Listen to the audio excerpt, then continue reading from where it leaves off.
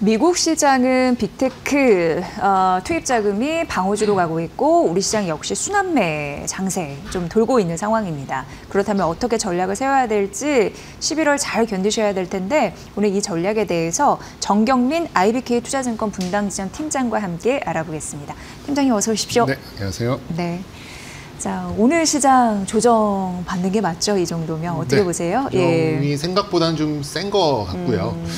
그리고 이제 뭐 지난 현업에 있다 보니까 뭐 지난 한 일주일 동안 이렇게 좀 상담을 하다 보면 뭐 SK하이닉스나 삼성전자의 그 조정을 이렇게 반기시는 분도 계시더라고요. 그만큼 좀 그때 배가 살려고. 네, 이제 그런 것도 있고 그만큼 좀 배가 아프셨던 분들도 좀 많았다라는 생각이 좀 들어요. 하지만 정작 이 종목들 주도주들이 이제 조정을 받고 나니까 지수가 좀 방향성을 잃어버리는 이제 그런 현상 계속해서 좀 나오고 있어서 이럴 때 이제 우리가 엿볼 수 있는 것들을 좀 찾아보는 게 그래도 좀 관전 포인트가 아닐까 개인적으로 그렇게 판단하고 있고요.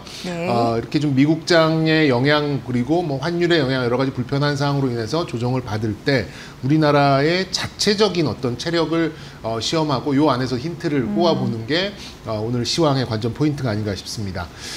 일단 당분간 현재 같은 흐름은 이어질 수 있어요. 그러니까는 좀 횡보 구간 그리고 속도 조절 이런 흐름이 이어질 수도 있겠습니다만 저는 뭐 대세에는 큰 영향 없을 거라고 생각이 들고요.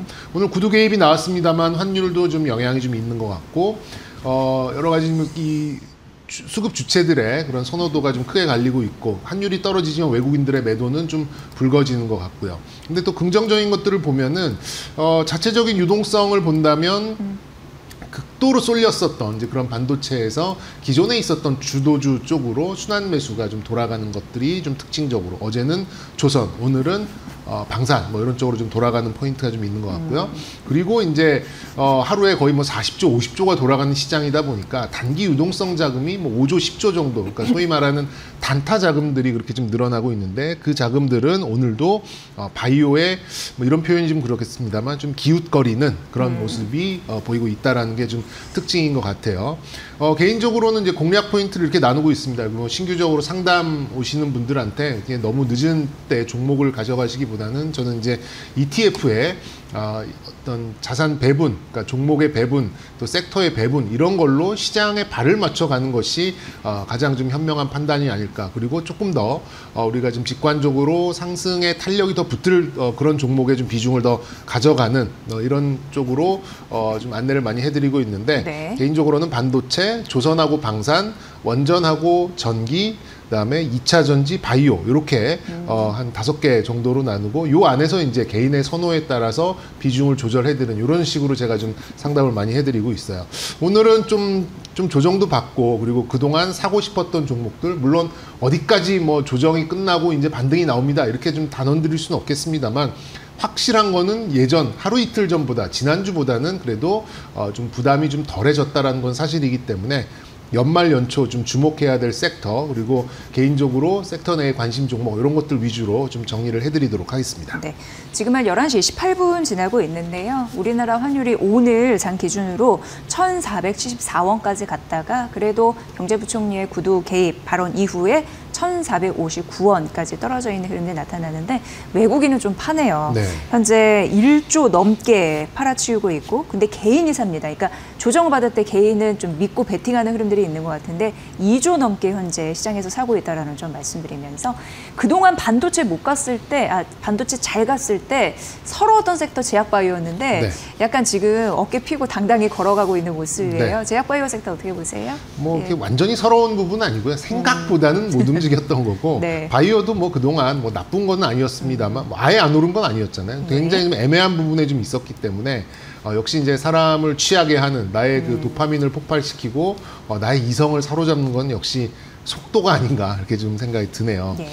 기대와 예상은 있었어요. 앵커께서도 짚어주셨습니다만 바이오가 반도체에 비해서 좀 상승 탄력이 좀 떨어지면서 개인들이 굉장히 그 선호하는 섹터 중에 하나가 이제 바이오였고 또 이제 바이오가 또 어떤 기술 수출 이런 거 하나 딱 나오면은 상한가 딱 말아가면서 어떤 도파민을 폭발시키는 이제 그런 종목 종목군으로는 좀 유명했고 이 포모라는 그러니까 미싱 아웃이라는 포모라는 단어가 유래가 거의 이제 바이오에서 좀 나왔기 때문에 최근 엊그제 나왔던 ABL 바이오가 쏘아 올린 신호탄은 생각보다는 지금 파급 효과가 큰 것 같습니다. 뭐 앵커께서도 이제 궁금하신 건 뭐 다음 이 비슷하게 나올 수 있는 게 뭐가 있을 거야 뭐 이렇게 앵커뿐만 아니라 뭐 저도 이제 어떤 종목이 될까 이렇게 기대하고 이제 이 종목군 부근에 모여 있을 수밖에 없는 이제 그런 상황이라고 좀 생각이 드는데요.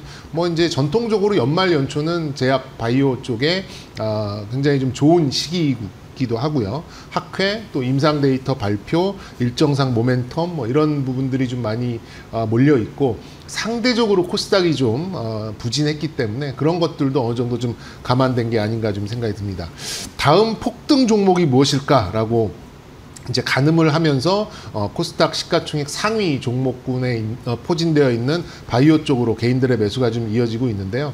이거를 알 수는 없습니다. 이게 어디까지나 이제 가능성을 보고 이제 접근을 하는 거고 언제 어떤 종목이 어디서 어떤 수준의 기술 수출을 만들어내면서 굉장히 좀 주가 폭발력을 만들어낼지에 대해서는 말 그대로 이제 가능성을 보고 이제 일정상의 모멘텀을 보고 우리가 추정을 해 나가는 거기 때문에 요거는 이제 개인적인 편차가 좀 있을 수 있다는 점 먼저 좀 말씀드려보도록 하겠고요. 어쨌든 바이오의 대세는 비만 치료제와 ADC인 것 같습니다. 두 개인 것 같아요. 최근 이제 시황의 특징도 제가 여러 차례 말씀드렸습니다만 어쨌든 조 단위 이상의 등치나 규모가 돼야지만 5조, 10조 이상의 단기 자금을 빨아들일 수 있을 그거를 오롯이 견딜 수 있을 정도의 체력이 된다는 것들을 좀 감안하실 필요가 있고 그렇게 본다면 ETF를 통한 접근도 저는 어느 정도 유효하다고 보고요. 그게 아니라면 ETF를 구성하는 종목들 중에서 종목을 압축하는 거기서 힌트를 얻어가는 것도 좋은 포인트가 아닌가 좀 생각이 들어요. 그래서 좀 저는 한 3가지를 좀 꼽아보고 있는데요. 역시 이제 대장주죠. 알테오젠의 이제 SC 제형에 관련된 추가 딜, 뭐 한두 건은 더 나올 수 있겠다. 그렇다고 지금 저렇게 20조 넘는 종목이 상한가를 갈까에 대해서는 좀 갸웃하게 됩니다만 그렇더라도 방향성을 조금 더 강화시키는 수준의 주가 상승은 충분히 나오지 않을까라는 생각이 들고요.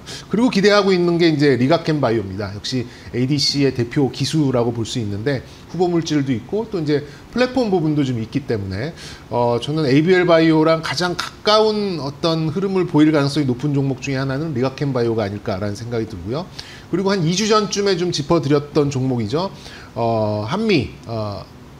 한미약품인데요. 이제 비만하고 이제 지방간 치료제, 메시 치료제를 가지고 있는데 지금 코스닥 바이오 보면은 어지간한 좀 이름 있는 종목들 뭐 다 5조, 8조, 10조 이렇게 되고 있어요. 근데 한미약품의 시가총액을 보면 그 종목들보다도 못한 수준에 좀 놓여 있습니다.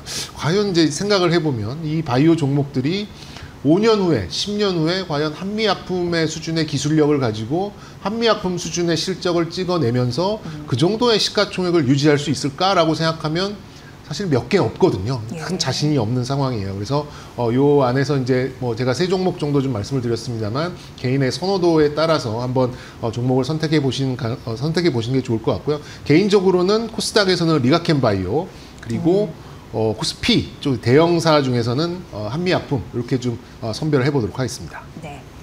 제약바이오 섹터 뜨거운 관심만큼 관심 종목 살펴주셨으니까 참고해 보시고요. 다른 섹터는 뭘 봐야지 유의미한 또 금요일을 보낼 수 있을까요? 오늘 이제 그 한미 팩트시트가 나오고 나서 네. 가장 먼저 제가 이제 좀 소름이 좀 돋았던 게 소름이? 핵 재처리 관련까지 가면서 관련돼 가지고 좀 조선주가 좀 폭발적으로 오르지 않을까라고 생각을 했었는데 어제 좀 선반영이 일부 좀 된 것 같아요. 그런 면에서 이제 조선주는 그래도 좀 플러스권에서 좀 놓여 있는 이제 이런 부분인 것 같고 어쨌든 오늘은 조정받는 것들 중에서 좀 부담 없이 볼 수 있는 그런 섹터로 또 꼽아보다 보니까 반도체 소부장 쪽을 한번 좀 말씀드려보고자 합니다. 반도체 소부장. 네네. 예. 네. 반도체 빅2가 SK 하이닉스, 삼성전자의 그 대약진을 보면서 그래도 좀 낙수 효과가 있지 않겠어? 뭐 이제 이 대형주들이 오르면 거기에다가 이제 소재, 부품, 뭐 장비 납품하는 이 종목들이 좀 같이 따라가지 않을까라고 뒤늦게 개인 투자자분들이 오히려 이제 이 대형주가 아니라 중소형주로 이제 접근을 하신 분들이 많은데 네. 너무 좀 섭섭하죠. 대형주에 비해서 이제 상승 탄력이 굉장히 좀 적고 실망도 좀 커진 상황이고 이런 상황인데 저는 어쨌든 캐펙스, 그러니까 삼성전자와 SK 하이닉스 같이 이제 발주를 주는 쪽에서 연말 연초에 이제 경영 계획을 발표하고 내년에 증설 혹은 이제 설비 투자 계획을 발표를 하면서 이제 신뢰도가 올라가는 구간에 이 종목들이 좀 놓여 있으면서, 그리고 아까 바이오 말씀드렸듯이 코스닥을 구성하는 또 한 축이다 보니까 코스닥 종목이 어느 정도 반등을 하는 이제 그런 가정을 해어 본다면 반도체 소부장 쪽에서 좀 기회를 보는 게 나쁘지 않을 것 같다. 그리고 오늘처럼 이 반도체 빅2가 조정받을 때 소부장들도 좀 조정을 받고 있거든요. 그렇게 본다면 반도체 소부장에서 좀 잘 골라보면 조금 소외됐던 이제 그런 수익률을 좀 찾아갈 수 있지 않을까, 이렇게 좀 생각은 하고 있습니다. 네. 그렇다면은 어떤 종목들이 또 긍정적일 수 있는 거예요? 네, 예. 일단은 최근 들어서는 이제 이 HBM 쪽으로 이제 양사가 다 집중을 하다 보니까 기존에 있었던 메모리 쪽으로 확장을 하지 못했죠. 증설을 하지 못한 그런 상황이다 보니까 기존에 있었던 라인을 계속해서 돌리는 현상밖에 나오지 못했어요. 그러다 보니까는 소재, 부품 정도가 조금 따라가는 모습. 그래서 이제 부품의 대명사로 볼 수 있는 기판 종목들만 이제 좀 움직이는 그런 모습을 좀 보였었죠. 그렇다 보니까 이제 신규 장비 발주가 제가 보기에는 올 4분기, 그다음에 내년 1분기 여기에 좀 나올 가능성이 높은데 가장 큰 주가가 못 올랐던 이유 중에 하나가 이제 3분기에 실적이 별로 안 나왔어요. SK 하이닉스, 삼성전자 잘 나왔는데 뭐야, 소부장들 왜 이렇게 안 나온 거야라고 좀 봤을 때는 실적 인식의 좀 차이, 시간차가 좀 있었다라고 좀 생각이 듭니다. 그런 면에서 봤을 때는 저는 뭐 4분기, 12월까지 가져가는 4분기에는 그래도 어느 정도 좀 맞춰갈 가능성이 좀 있다라고 좀 봐지고 있고요. 이게 좀 과거와는 좀 다른 현상이 나오고 있는데, 이거를 선제적으로 증설을 하고 거기서 생산을 해서 수익이 인식되는 게 아니라 지금은 발주를 먼저 내고 그 다음에 증설을 하는, 그러니까 그만큼 HBM 쪽에 여력을 많이 가져가다 보니까 이쪽에 기존에 있었던 반도체 쪽을 상대적으로 이제 늘릴 만한 이제 그런 여력이 크지 않았기 때문에 과거와 같은 이제 그런 흐름이 좀 나오지 못했다라는 점을 좀 고려할 필요가 있다라고 생각이 들어요. 그래서 저는 4분기에는 예상 실적도 부합을 해갈 가능성이 높고 선발주 후 증설의 어떤 흐름을 가져가기 때문에 실적의 신뢰성도 굉장히 높아질 가능성이 좀 있다라고 생각이 듭니다. 그런 면에서 봤을 때는 뭐 시가총액 2천억, 3천억짜리 이제 그런 소부장을 고르는 것이 아니라 이름만 들으면 그래도 이 회사가 어디에 뭘 납품하고 어떤 것을 하고 있는 회사인지 누구나 알 수 있는 그런 소부장을 고르는 게 저는 뭐 모범 답안이라고 생각이 들고요.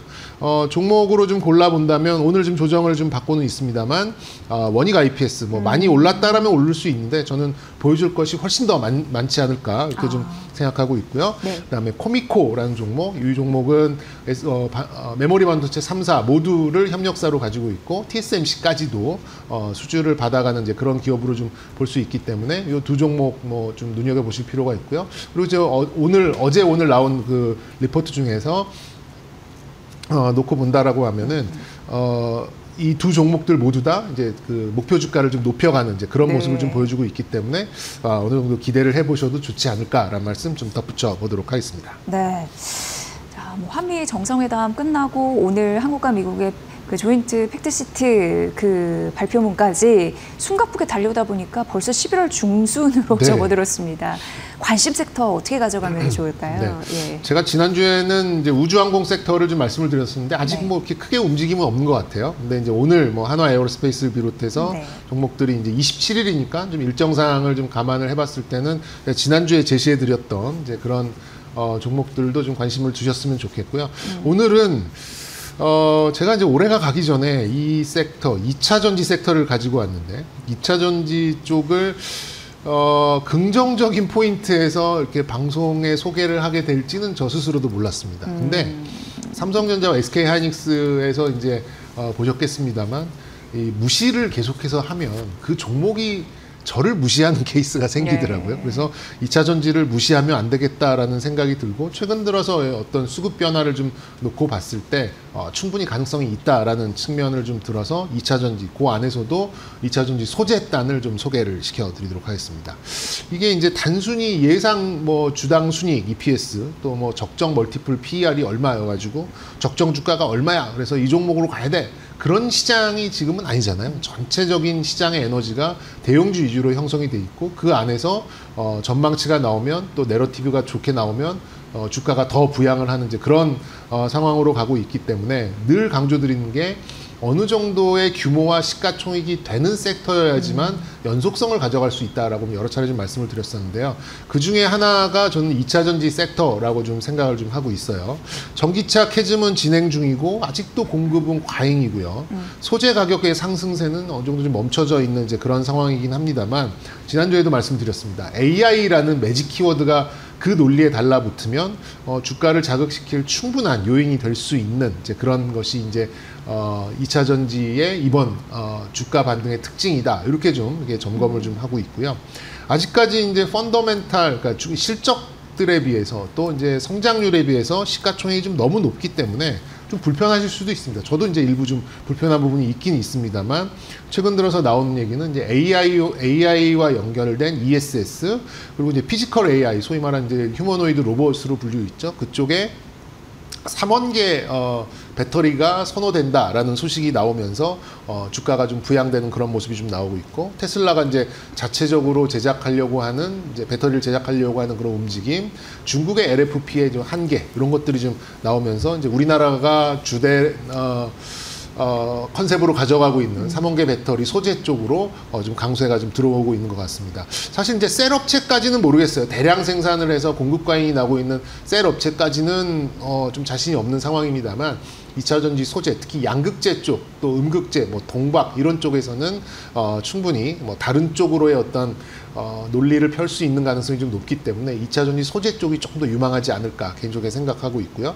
말씀드린 대로 이제 휴머노이드를 비롯한 이제 피지컬 AI는 기존의 뭐 4680 뭐 이런 정형화된 이제 그런 배터리 팩이 아니라 자체적인 배터리 팩을 만들 그런 걸로 이제 갈 가능성이 좀 높기 때문에 또 무겁고 또 수명이 짧은 LFP 배터리보다는 우리나라 검증된 3원계 2차 전지 소재 쪽이 좀 각광을 받을 가능성이 높고 뭐 어제 그제 또 LG화학이 그런 요인으로 인해서 상당히 큰 폭의 움직임을 좀 보였기 때문에 가능성은 충분히 우리가 좀 검증을 했다 이렇게 좀 말씀드릴 수 있겠고요.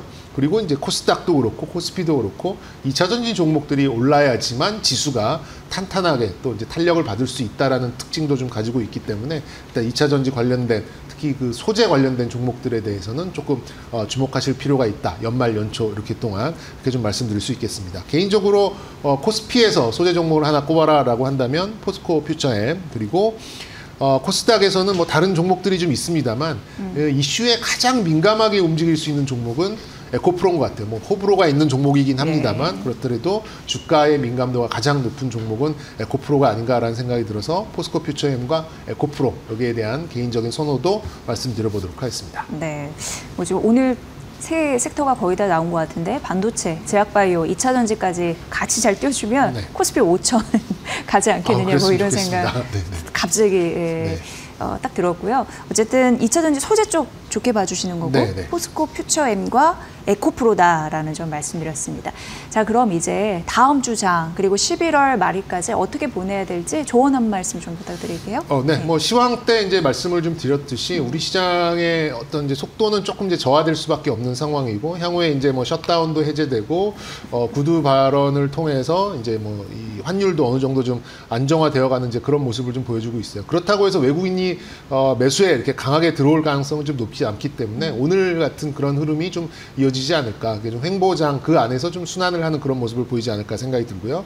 코스피 쪽으로 본다면 반도체 쪽으로 극심하게 쏠렸던 것이 이제 약간 와해가 되면서 어제부터 나오고 있는 게 기존 주도주 쪽으로 순환매가 돌고 있습니다. 어제는 조선, 오늘은 방산. 그러면 뭐 다음 주 정도에는 원전 정도가 한 번 정도 강세를 좀 이어갈 가능성이 높고 오늘 같이 또 이 배당 관련된 종목들이 조정이 좀 나온다라고 한다면 배당 관련된 종목들도 뭐 다음 주에 한 번 정도 치고 나갈 그런 가능성이 좀 있지 않을까라는 생각이 좀 들고요.